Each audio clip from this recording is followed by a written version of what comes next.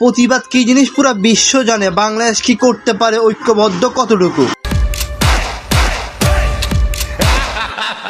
চীনাই মুখ লুকাতে পারতেছি না, এদেরকে কি বলে সম্বোধন করব। ইসরায়েলকে পুঁজি করে দেশের ক্ষতি হচ্ছে, আমরা বুঝেও না বুঝার বাহানা দিচ্ছি।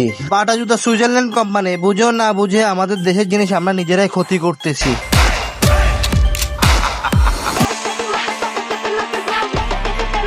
বয়কট শব্দের অর্থ হলো প্রতিবাদ। আমরা 5ই আগস্টের মতো নিজেদের সম্পদ নিজেরাই নষ্ট করতেছি। ক্ষতি আমার হচ্ছে, আপনার হচ্ছে, এগুলো ক্ষতিপূরণ হিসাবে আপনার আমার পকেট থেকে যাবে। জুতা চুরি করে দেশে, তারা নাকি আবার জিহাদের ডাক পেলে ফিলিস্তিনে যাবে যুদ্ধ করতে।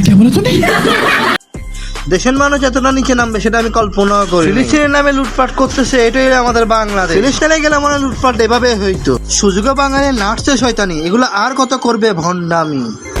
আমরা সভ্য হতে পারলাম কই, আমাদের দেশটা আবেগী মানুষ বেশি, তাই বিবেক খাটাই না। ফিলিস্তিনের পাশে আছি, দেশের সম্পদ নষ্ট করে নয়।